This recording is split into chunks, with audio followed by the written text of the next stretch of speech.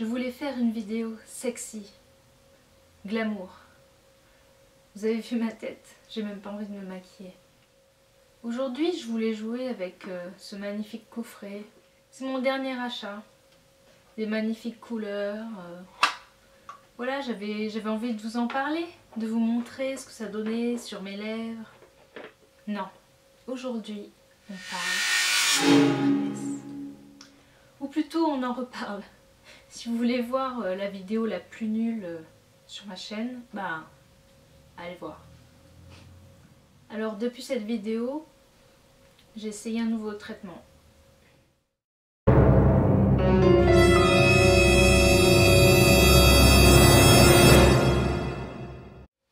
Alors la lysine, c'est quoi? C'est un acide aminé essentiel.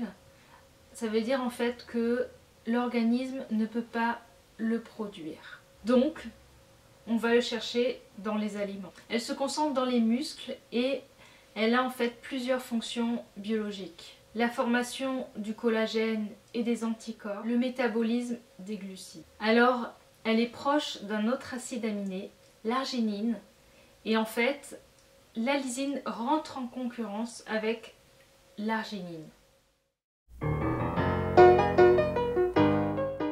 Alors il y a eu plusieurs études, notamment dans les années 80.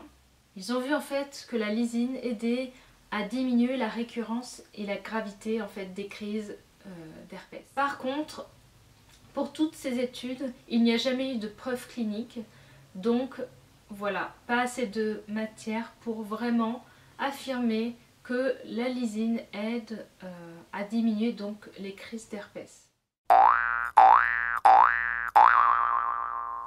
Donc en gros, le virus cesserait de se multiplier lorsque le taux de lysine est supérieur à celui de l'arginine. Donc la lysine, on la trouve naturellement dans la viande, dans le poisson, dans les œufs. On la trouve dans les légumineuses, donc par exemple le maïs, le soja, notamment aussi dans les produits fermentés comme par exemple la choucroute. Voilà, bon, globalement moi je mange très peu de viande, je mange un peu de poisson de temps en temps, j'évite les produits laitiers parce que ça me donne des boutons. Par contre l'arginine, on le trouve dans le chocolat, dans les arachides, dans les noix, dans les graines. Donc là, malheureusement, tout ce que j'aime, ouais, le chocolat, les noix, voilà. Je vais vous dire que dans tous les cas, je vous conseille quand même de parler à votre médecin. Que moi, je vais vous parler de mon expérience, mais ça n'empêche que je ne suis pas une professionnelle. Donc voilà. Ensuite, faites attention à très haute dose, donc à partir de 10 grammes par jour. La lysine peut provoquer des nausées, des diarrhées, des coliques. Depuis le mois d'avril, j'ai donc décidé de prendre 1 gramme de lysine par jour. Donc ça pendant 5 mois. Et ensuite, j'ai décidé en fait de diminuer la prise et de passer à 1,5 cachet par jour. Donc pendant toute cette période, j'ai eu une crise quand je suis partie en vacances donc en Bretagne. Et là en fait, qu'est-ce qui s'est passé? J'ai pas pris mes cachets correctement. Et là, donc depuis hier, j'ai donc une crise et je suppose que peut-être que c'est parce que depuis le mois donc de début octobre, j'ai décidé du coup de passer à 1,5 cachet. Je sais pas encore, il faudra que du coup je continue quand même à 1,5 cachet pour voir si en effet les crises reviennent plus souvent. Voilà, donc j'ai eu 2 crises. Avant que je prenne ce traitement, j'avais des crises tous les mois, systématiquement. Donc il n'y a aucun doute, en tout cas moi, je n'ai aucun doute sur l'efficacité de la lysine, en tout cas sur moi. Clairement, ça a diminué les crises. Donc voilà. Donc ça c'est le traitement de 5 mois. Donc je prends la L-lysine, donc c'est des formes libres, il n'y a pas de sucre ni de sel. C'est Solgar qui fait ça et voilà, vous avez des cachets de 1 gramme. Ils disent qu'on vient aux végétariens. Donc dedans il y a 50 comprimés. Donc là voilà, j'ai utilisé donc 150 comprimés, donc ça m'a fait 5 mois.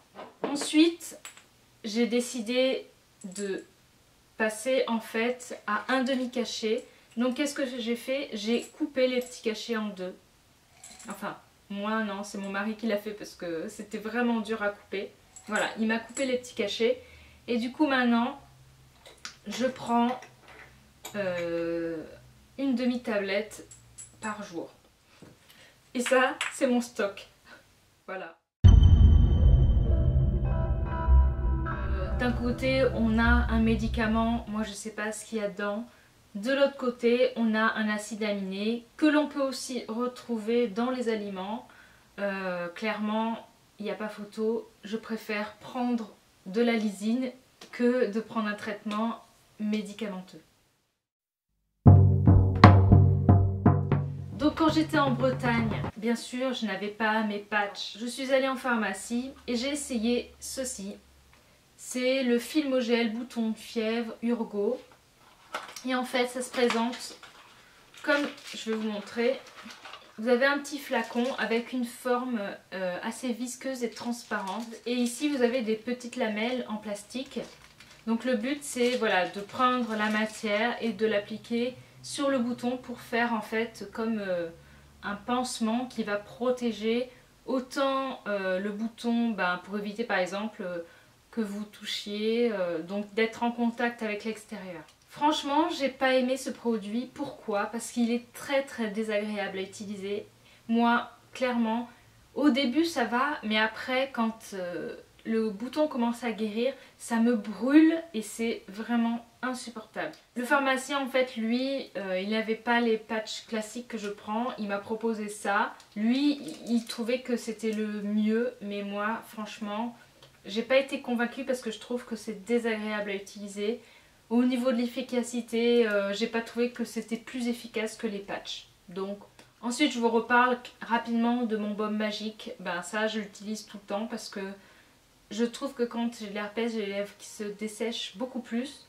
Donc voilà. Et ce qui est bien, c'est qu'il y a de la propolis, donc ça aide aussi à la cicatrisation. Enfin, là les deux traitements que j'utilise pour accélérer et aider à la cicatrisation.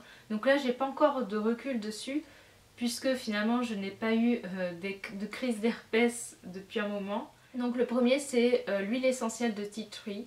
Donc voilà, j'en applique un peu sur mon bouton d'herpès et c'est en tout cas un côté un peu antiseptique.